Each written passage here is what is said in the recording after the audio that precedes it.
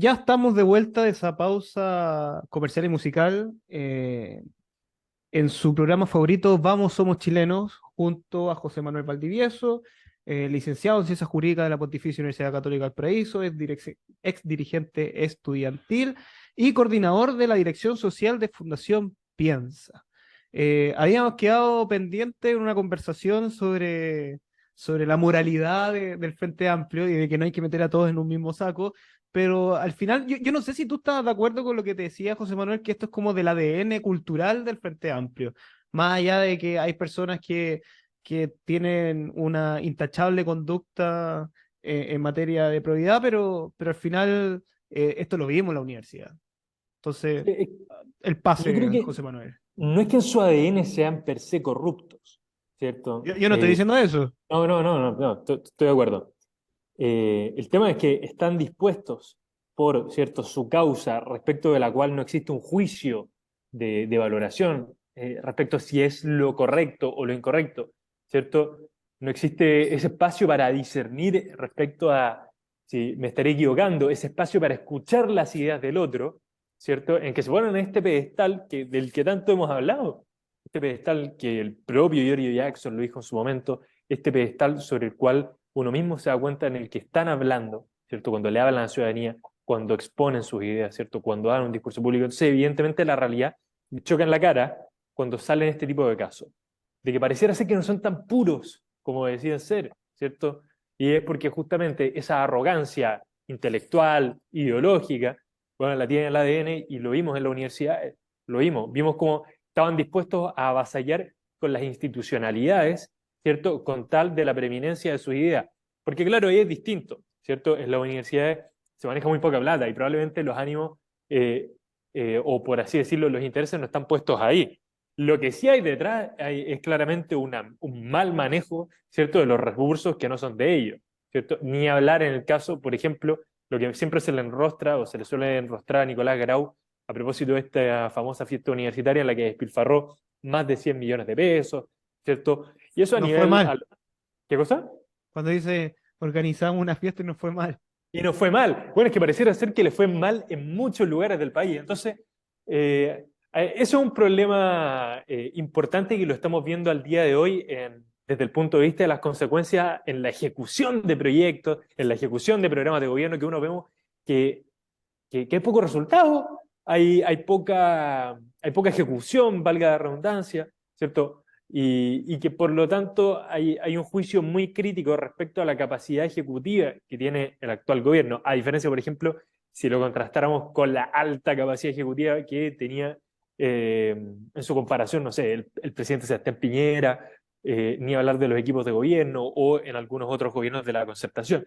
Entonces, por lo tanto, la realidad nuevamente se le enrostra en la cara, eh, pero lo que quería llegar, Pablo, es muchas veces que vimos cómo se saltaban por alto, no sé, institucionalidades establecidas en reglamentos universitarios, reglamentos de asamblea, estatutos de federaciones de estudiantes, estatutos de centros de estudiantes, ¿cierto? Que reglamentan cómo hacer política universitaria al interior de una carrera o al interior de los estudiantes de una universidad, que sí es algo chico, pero claro, Oye, si yo, construiste tu identidad política, y con esto cierro, si construiste tu trayectoria política desde los cimientos, ¿cierto? A partir de los cuales te daba lo mismo, ¿cierto? Transgredir esas normas que tú mismo te habías impuesto, ¿cierto? Con tal de la preeminencia de tus ideas, con tal de que ganara el paro a como diera lugar, con tal de que la movilización subsistiera a como diera lugar, bueno, ¿qué es lo que termina pasando el día de mañana cuando está en el gobierno? Es que hay poquísimo respeto, hay nulo respeto, ¿cierto? Por la institucionalidad vigente, por las reglas del juego, sin ir más lejos, por las leyes y por las distintas normas que naturalmente regulan la función pública. completamente de acuerdo. Cuando yo me refiero es que ellos sí, el fin justifica los medios, ese es su lema y no solamente del Frente Amplio, yo creo que de la izquierda de los años 60 también ese era su lema, si al final era como avanzar sin transar. Y cuántas veces nosotros escuchamos dichos antiguos hoy a nivel universitario. Ahora me estaba acordando de ese momento, de esa asamblea, José Manuel, para que la gente lo entienda, porque esto terminó en un caso judicial. eh, cuando abiertamente interpretaban a su gusto estatutos para que tú no pudieras acceder a cargos de, de, de posición universitaria. Exactamente. Eh, yo me acuerdo de esa asamblea que al final dijeron, Ya, ya, ya, ¿qué podemos hacer para que él no entre? Ya, esto, listo. ¿Quién está a favor? Todos. todos están a favor, claro, obviamente, porque uno tenía una opinión distinta. De hecho, Pablo, cuando en la presentación dije que hace mucho tiempo que no estaba en Radio Portales, bueno, Ahí fue una creo, oportunidad que fuiste. creo que una de las últimas veces que vine a Radio Portales fue justamente para hablar en torno a eso, que, que fue un hito a partir del cual tú lo viste también en carne propia, fuiste protagonista también de esas asambleas, de esos consejos de federación. Era consejero facultad yo, po. Tú eras consejero de facultad, exactamente, ¿cierto? Tú eras consejero de facultad de la carrera de Derecho. Y bueno, en esa oportunidad vimos cómo se amotinaron, ¿cierto? Con tal de perpetuar el poder a pesar de lo que establecían las reglas, a pesar de lo que establecía el estatuto. Y vimos incluso cómo inventaban votaciones. Sí. Inventaron votaciones. Hubo una votación ficticia que metieron en la decisión Agronomía. de agronomía tal cual, metieron una votación que nunca existió inventando votos y que evidentemente eso mueve la balanza si inventas una votación respecto de la cual no hay ninguna forma de corroborar la validez de esta. Y bueno, terminó sucediendo lo que pasó y a la larga lo veo con buenos ojos, Pablo, porque lo que terminó pasando después fue poner en el tema, mediatizar, ¿cierto? Problematizar en torno a cómo, uno, se pasan por alto las reglas del juego para verse favorecidos, para perpetuar sus ideas, para perpetuarse en el poder, y por otro lado, cómo en las universidades se seguía dando de manera tan fuerte y que terminó pasando a lo largo de todo Chile, lo vimos en muchas otras universidades, cómo a raíz de estas mismas situaciones se había manifestado la intolerancia política, la Sí. incapacidad, ¿cierto?, de entender que se puede hacer vida política con personas que piensen distinto. Bueno, yo me acuerdo que ese año lo advertimos y claro, 2019, octubre, todos sabemos que después terminó pasando. Oye, para la gente que se está sintonizando con la Radio Portales, estamos en el programa Vamos, Somos Chilenos, junto a José Manuel Valdivieso de la Fundación Piensa y que les habla Pablo Aldunate, panelista habitual de los martes en este gran programa. Oye, José Manuel, yo sé que, no sé si lo puedo decir en público. Pero me imagino que sí. A Yo sé ver, que veamos. tú eres gremialista, un Sí, eximio sí, gremialista, sí, yo soy gremialista, tal cual. ya, un eximio gremialista. ¿Qué opinas de la gente de izquierda que les gusta justificar lo injustificable? De que dicen que el caso de Democracia Viva es un problema de la existencia del principio de subsidiariedad, del Estado subsidiario, porque existe el Estado subsidiario, por tanto existe democracia viva y por tanto puede existir la corrupción. Simplificando las palabras de lo que he visto y he leído en distintas partes. ¿Qué opinas de eso, José Manuel? Si quieres explicar también qué es el principio de subsidiariedad, adelante, para que la gente que nos está escuchando no se compre este argumento tan fácilmente. A ver, en primer lugar me parece de una deshonestidad intelectual tremenda, tremenda, y por una razón bien simple, porque son justamente los que se dicen moralmente superiores, entonces que están justificando que porque el, aparentemente, según su concepción de la subsidiariedad, bueno, entonces por lo tanto, como se abre la posibilidad de que pasen estas cosas, bueno, tomamos entonces la oportunidad y nos llevamos para la casa los casi 500 millones de pesos. Eso es lo que yo interpreto de una persona que en el fondo pretende justificar en la existencia del Estado subsidiario o el reconocimiento del principio de subsidiariedad, lo que pasa en el caso de democracia viva. Sí, esta cuestión, al fin y al cabo, es absurdo. Me pasa otra cosa, me resulta imposible vincular o tratar de encontrar alguna lógica detrás o alguna justificación como vincular el principio de subsidiariedad con este caso. No es más que, o no sería más que entender que en la sociedad, ¿cierto?, pueden coexistir para, por lo menos, o entendérsele un rol público, ¿cierto? Un rol público a un privado, que en este caso sería una fundación, que cumpla una función pública, ¿cierto? Que es muy distinto a estatal, ¿cierto? Como que sería lo que pueden hacer una serie de fundaciones, ¿cierto? Que tienen un fin público, ¿cierto? Pese a que su naturaleza es la de un privado y que por lo tanto, bueno, está perfecto porque lo que buscan es satisfacer algo que el Estado no lo está haciendo de manera adecuada. Entonces, me cuesta interpretar, ¿cierto? Una cierta responsabilidad, una cierta culpa en la consagración, en la existencia de uno de los principios que él ha traído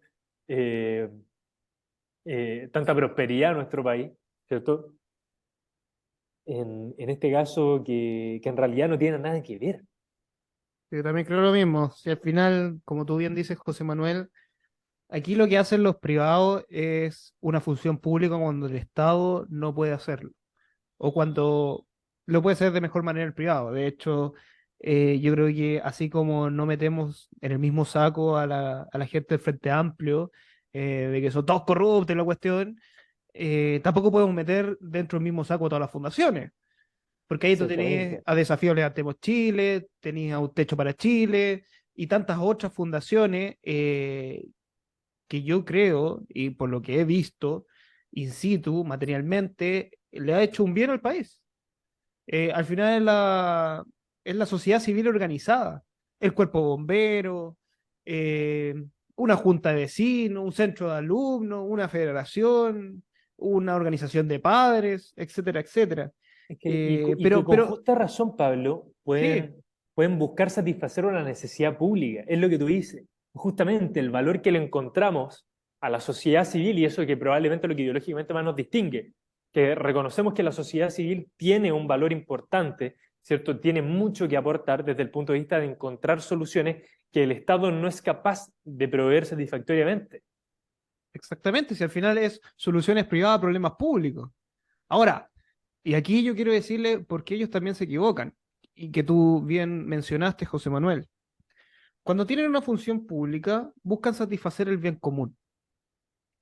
Y cuando el bien común no se satisface, es cuando tiene que venir, y esto es la otra patita, el Estado subsidiario que se les olvida o no les gusta decir, el Estado regulador y fiscalizador.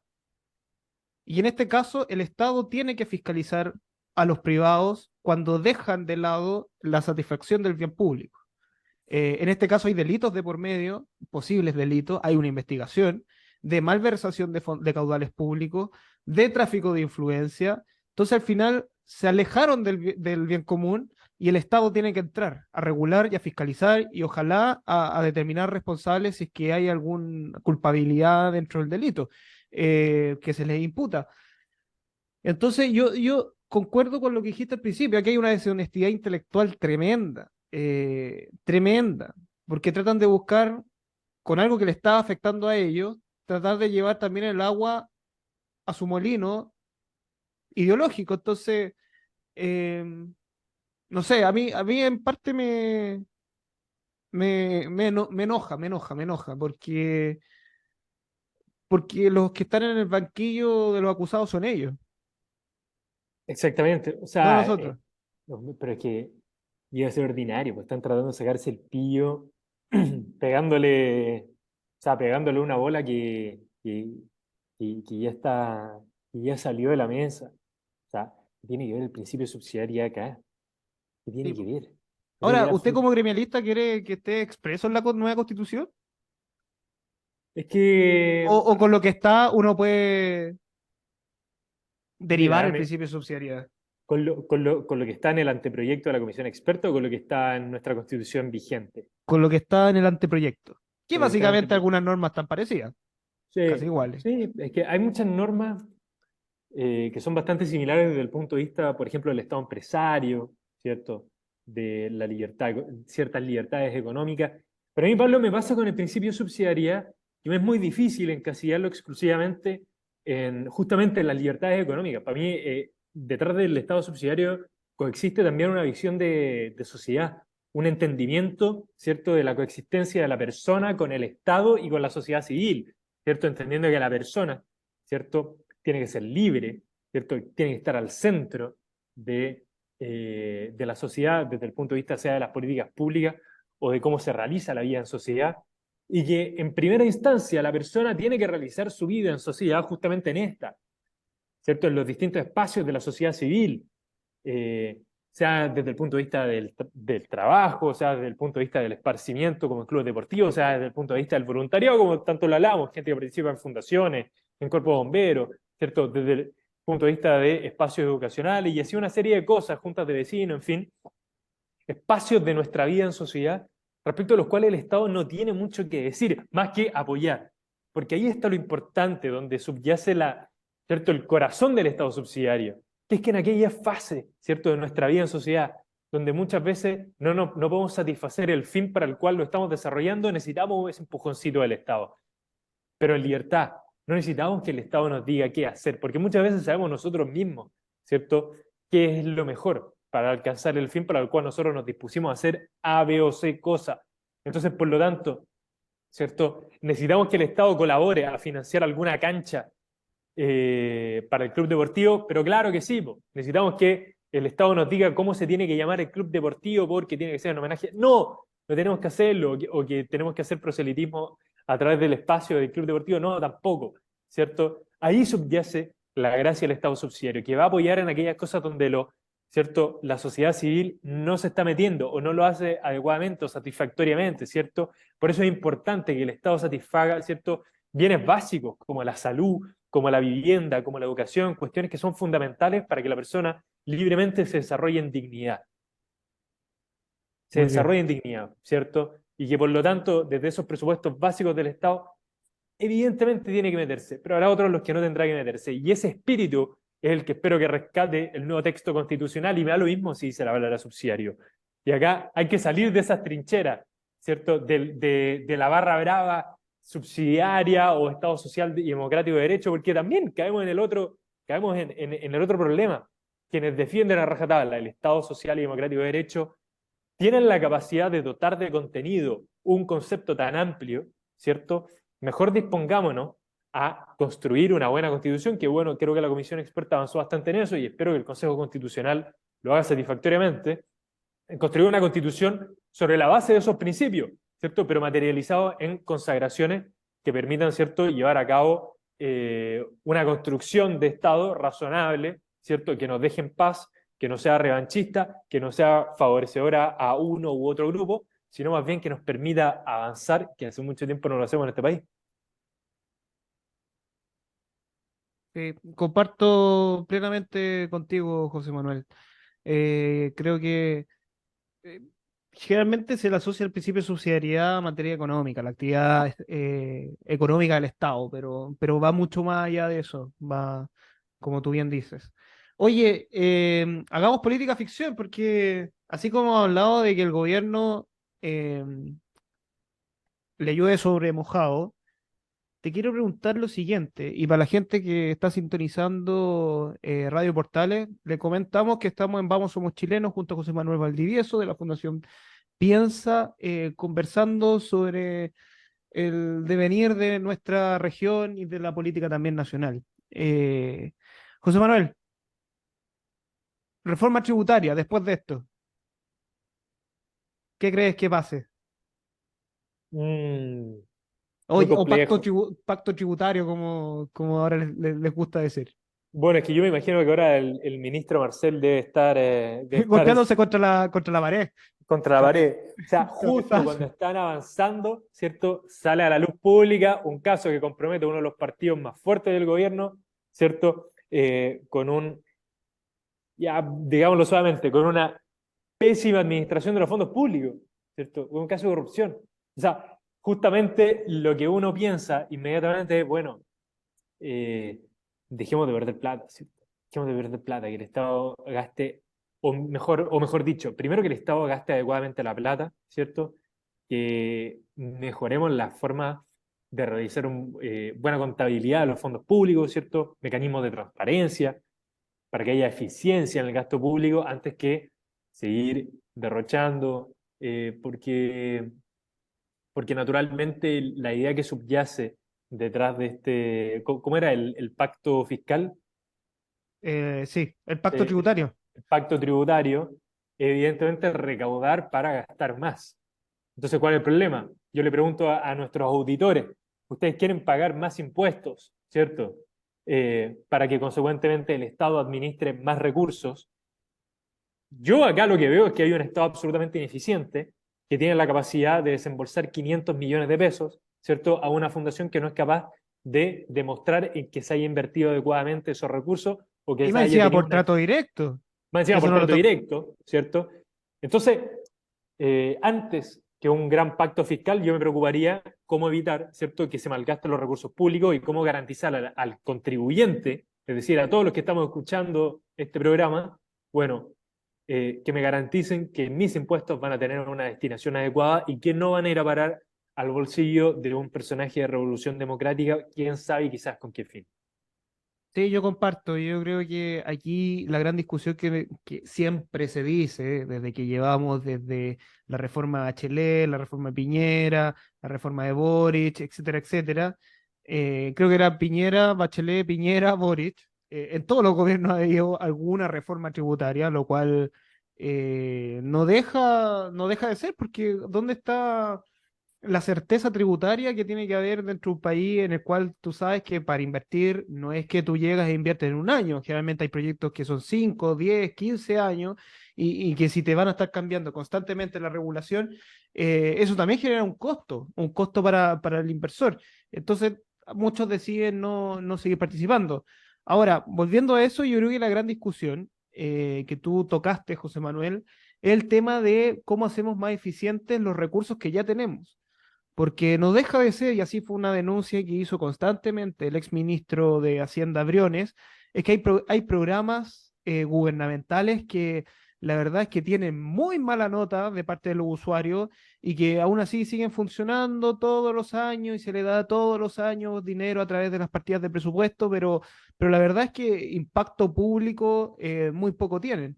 Em, pero ya llegando al final de este programa de día martes en la tarde, que me imagino que la gente está yendo a sus casas después de un fin de semana largo, te quería preguntar, José Manuel, eh, ¿cómo ves tú el tema de el gobierno hoy y de la próxima semana con respecto al caso Democracia Viva?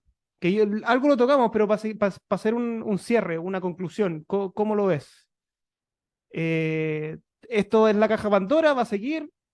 Ojalá en unos 2 minutos, si puede decirlo antes de irnos con el programa. A ver, Pablo, yo, como te decía antes, creo que esto abre la caja de Pandora.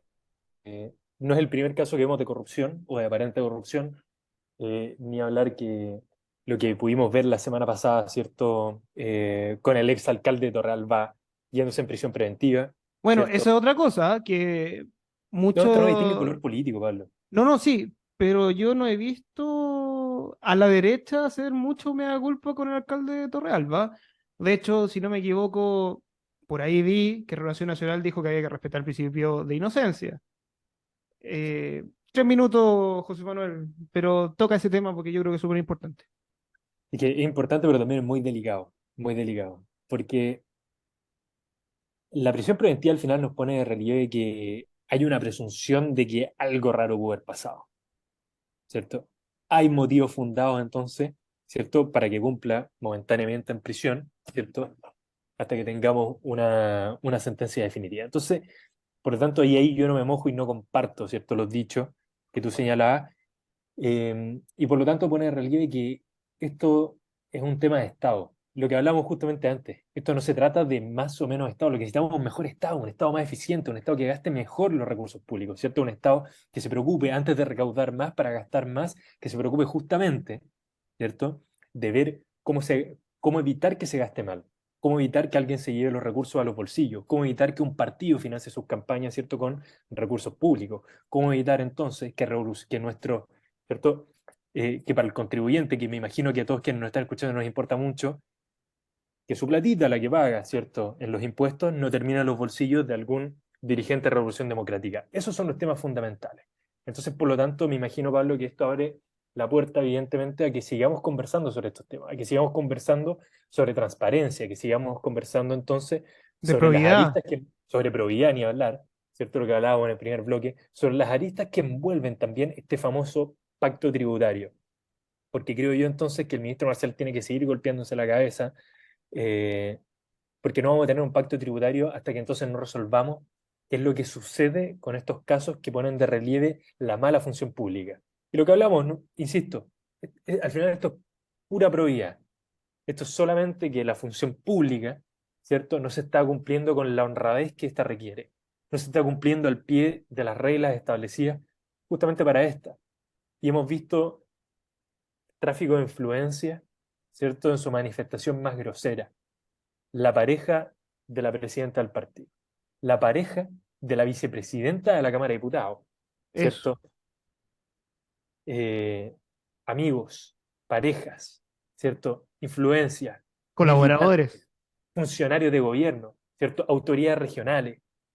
Y detrás una fundación cuya sede no estaba equipada con nada y se encontraba a cientos de kilómetros de donde debía haber estado efectuando su giro. Entonces, por lo tanto, creo que esto es algo que no se cierra en una semana y creo que esto es algo que no queda bajo la lluvia ni bajo el agua de la catástrofe que estamos viendo en la zona centro-sur, sino que es algo que evidentemente tiene que abrir la discusión pública en torno a cómo mejoramos el Estado para que Y no los se siga estándares. perdiendo el dinero de todos nosotros. Muy bien. Muchas gracias, José Manuel. Esperamos que en el próximo programa de día martes de Vamos Somos Chilenos podamos estar de nuevo con Neil y con Juan Pablo, que bueno, es tu jefe, José Manuel. Sí, no, le aprovecho de enviar un cariñoso saludo a Juan Pablo, que seguro Sí, debe estar escuchando, así que se juntará con no, todos ustedes, queridos pero, auditores, la próxima semana. pero eso, muchas gracias. Y antes de terminar, me gustaría, eso sí, recomendarle un libro, ya que siempre recomiendo, el de Salvador Allende de Daniel Mansui, la cual es un libro interesante de leer a 50 años del golpe de Estado y en el cual se vuelve a plantear la pregunta, ¿la unidad popular fue una derrota o un fracaso? Eso se los dejo y nos vemos en el próximo capítulo. Adiós.